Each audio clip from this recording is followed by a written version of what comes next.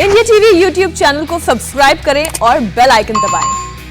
खबरों में आगे बढ़ते हैं। भारत के नए आईटी नियमों को मानने में आनाकानी कर रही माइक्रो ब्लॉगिंग साइट ट्विटर की मुश्किलें अब बढ़ने वाली हैं। ट्विटर दिन ब दिन नई नई मुसीबतों में घिरता जा रहा है। अब उसके खिलाफ दिल्ली पुलिस ने चाइल्ड पोर्नोग्राफी का केस दर्ज किया है।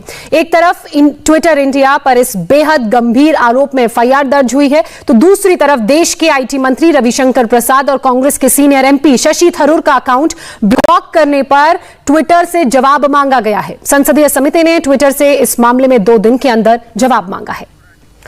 तो आपको बता दें कि एक तरफ ट्विटर के खिलाफ केस दर्ज किया गया है, तो वहीं दूसरी तरफ संसदीय कमेटी द्वारा ट्विटर से जवाब मांगा गया है कि क्यों उन्होंने आईटी जो मंत्री हैं उनके ट्वीट को ब्लॉक किया था। सरकार और संसद ने ट्विटर की मनमानी पर नकेल कसने की कवायद तेज कर दी है। इरादा साफ है कि सोशल मीडिया कंपनी की एंटी सोशल गतिविधियां बर्दाश्त नहीं की जाएंगी।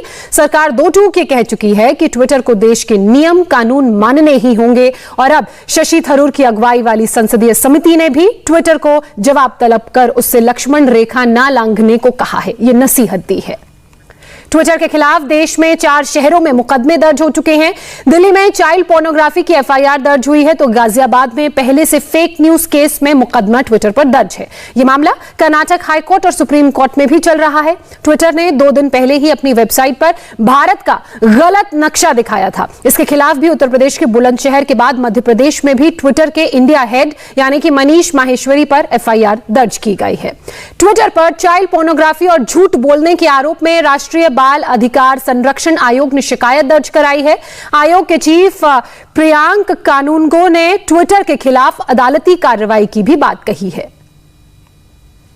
ट्विटर पे जिस तरीके की सामग्री उपलब्ध है वो बच्चों के लिए ठीक नहीं है, और ट्विटर भारतीय कानून के हिसाब से ये मानने को तैयार नहीं है कि बच्चे इस तरीके के पोर्नोग्राफिक कंटेंट के या पीडोफाइल्स के कांटेक्ट में आके असुरक्षित हैं।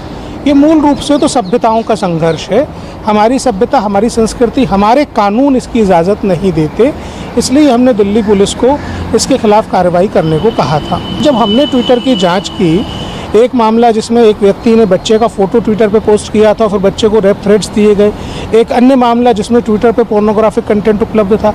ट्विटर इंडिया के कर्मचारियों ने हमको ये बताया कि Twitter communication India private limited और ट्विटर INC जो ट्विटर अमेरिका है, दोनों अलग अलग कंपनी हैं और दोनों का आपस में कोई वास्ता नहीं है। तो हमने मिनिस्ट्री ऑफ कॉरपोरेट अफेयर्स के पास जो दस्तावेज जमा थे उनको खंगाला, तो ये पता चला कि ट्विटर इंडिया के अंदर 99% शेयर ट्विटर INC के थे। हमको ये भी पता चला कि Twitter communication India private limited के फॉर्मेशन में 2 डायरेक्टर्स ट्विटर INC के सैलरीड कर्मचारी थे। तो ये तो झूठी बात आयोग की जांच में कहना हुआ। ट्विटर लगातार विवादों में है। 12 दिन के अंदर 3 बड़े विवाद सुर्खियों में ट्विटर से जुड़े हुए सामने आए। 17 जून को पहला विवाद तब सामने आया जब ट्विटर पर बुजुर्ग से मारपीट के वायरल वीडियो में फेक न्यूज फैलाने का आरोप लगा। इसके बाद 25 जून को ट्विटर ने अमेरिकी कानून का हवाला देकर भारत के आईटी मंत्री रविशंकर प्रसाद का अकाउंट ब्लॉक कर दिया। इसके बाद 28 जून को अपनी वेबसाइट पर भारत का गलत नक्शा दिखाया। हालांकि भारत के कड़े तेवर को देख ट्विटर ने जल्द ही अपनी गलतियों को सुधार लिया।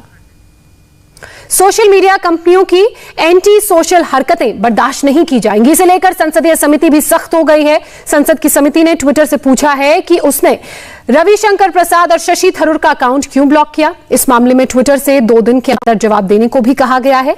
कल ही संसदीय समिति के सामने फेसबुक और गूगल के प्रतिनिधियों की पेशी हुई। भारत का रुख बेहद साफ है। सोशल मीडिया कंपनियों को नए आईटी नियमों और देश के कानूनों को मानना होगा।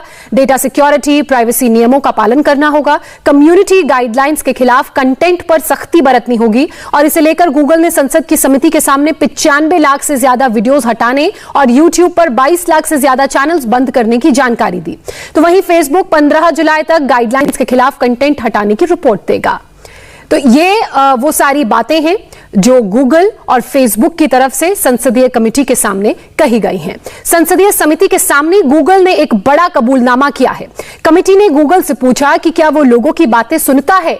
इस पर गूगल के प्रतिनिधि ने मंजूर किया कि वो कुछ बातें सुनते हैं, लेकिन सफाई दी कि संवेदनशील बातें नहीं सुनते हैं। इस पर संसद की समिति ने सवाल किया कि वो कैसे तय कर सकते हैं कि क्या संवेदनशील है और क्या संवेदनशील नहीं है। इस पर गूगल ने कोई ठोस जवाब नहीं दिया। अब संसदीय समिति इस मामले में आईटी मंत्रालय के अफसरों को 6 जुलाई को बुलाएगी, ऐसी खबरें सामने आई हैं।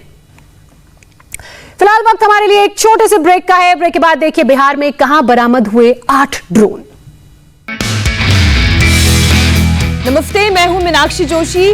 वीडियो और खबरों से अपडेट रहने के लिए India TV YouTube channel subscribe करें, बेल आइकन दबाना ना भूलें। जुड़े रहें इंडिया टीवी के साथ।